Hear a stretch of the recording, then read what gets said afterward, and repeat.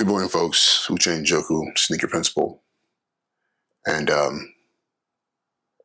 welcome to this episode of the Sneaker Principal podcast. As you guys all know, I am committed to creating content every day for the next, which will actually be 181 days from January 1st all the way through June 30th. And today I want to talk about something that is important to me. As those of you who've been following me in my other channel and social media know that I live here in New York City. I am a school educator, school leader at this point in my career. And if you know me even a little bit better than that, you know that I grew up in Los Angeles, actually specifically Los Angeles County, Inglewood, California. I am a graduate of La Tejera Middle School in Inglewood, California, and also a graduate of Inglewood High School, also in Inglewood, California, a suburb of within Los Angeles. And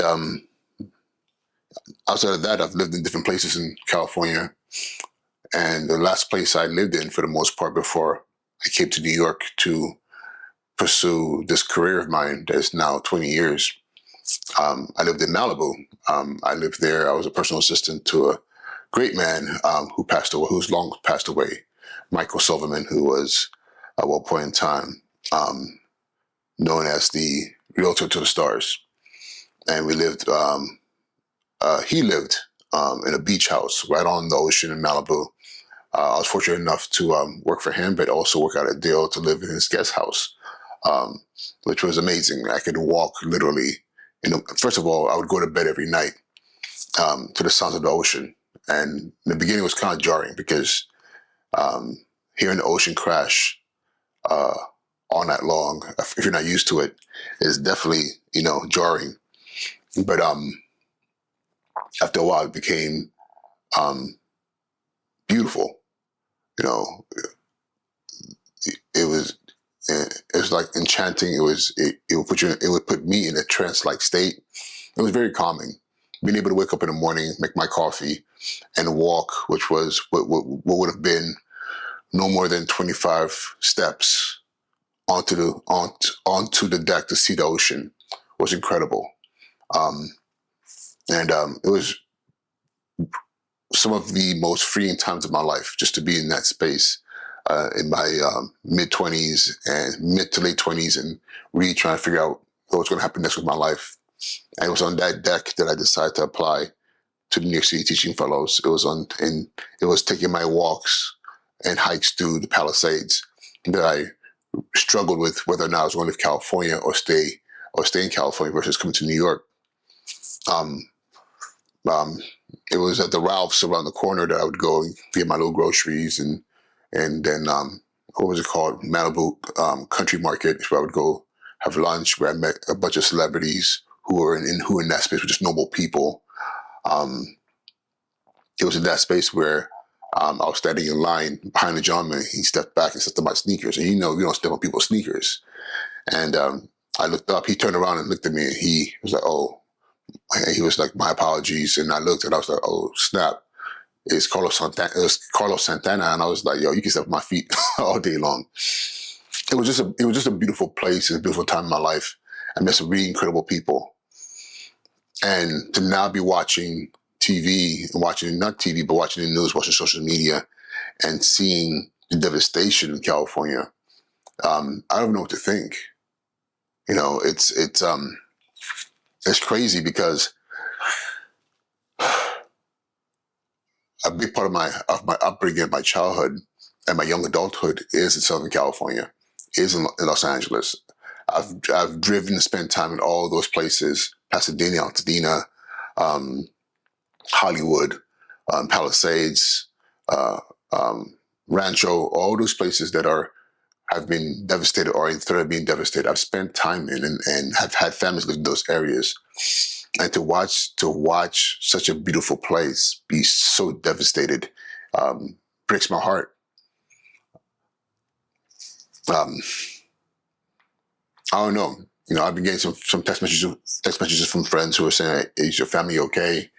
And The bulk of my immediate family are no longer my immediate family are no longer in Los Angeles. They live in other states, but I still have cousins and aunts and uncles who live in that area, and they're all safe right now.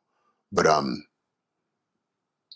it's one of those things where you want to say why, how, what could be done differently. But it's also one of those things you have to acknowledge that nature is nature. A fire is nature. Whether fire was created was an accident or started by a human being or intentional, fire is fire. Fire is something that existed before humanity. And the land that's there, is a space that existed, and as human beings, as we tend to want to control nature and spaces and civilize it. When when we become careless and not understand, like, these places are not meant to stand forever, and we have to do a better job in preparing for the possibilities of devastation and destruction. When we don't do these things, then things like this happen. And I'm not here to judge, I watch the news and there's enough blame going between the mayor and the governor and everybody else. But I do have one question, at least one question, and maybe somebody can answer this for me. How is it possible? And I'll say this again. I'll say this now. Maybe it's a scientific reason that I'm not aware of. But how is it possible that Los Angeles, which is not a landlocked city by any means, is on the coastline, one of the largest coastlines in the country? California, I believe, has outside of maybe Alaska or Hawaii, and I still don't think, yeah. California has one of the longest coastlines, which means there's water right there. And there's always a fire season. There's always a fire season. It's just unfortunate this year the Santa Ana winds and everything that's happening is just so much stronger, so much unpredictable than before.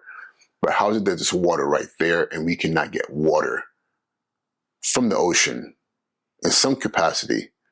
Because I'm hearing some places they're running out of water to put out the fires. At least to attempt to put out the fires.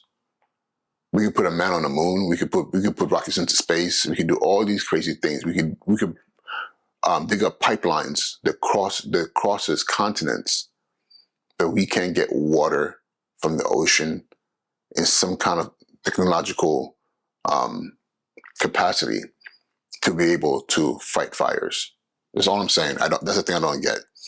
And what broke my heart is that last night as I was driving, I was listening to one of the news reports, and a woman talked about her brother being outside the house with a water hose in his hand, trying to keep the water at bay from their home. And she's calling for him, and eventually she can't hear it, and the fire's already there.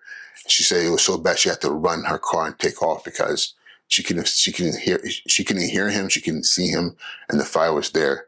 And she said she took off, and as soon as she saw the first police officer, she asked for help. My brother is stuck in the house. His body was found with the water hose in his hand. Like, this man stood his ground. It's crazy because I understand when we have hurricanes and we have things like tornadoes, those are the things that are like elite nature level devastations that we can't control. But when we build houses and the materials that we use to build houses make it easy for them to be that flammable, that's something that we could control. When it's a fire and water from the ocean is, I'm going to say it again, and please somebody correct me if I'm wrong, but if water is right there, you're trying to tell me there's no way possible to channel water into spaces, at least have them ready in spaces where we know that these things are likely to happen. We can predict earthquakes. We can predict wind hurricane patterns. We can predict so many things. Even down to, did I say earthquakes? Yeah, we're able to predict, but the possibility of earthquakes, tsunamis. But we can't.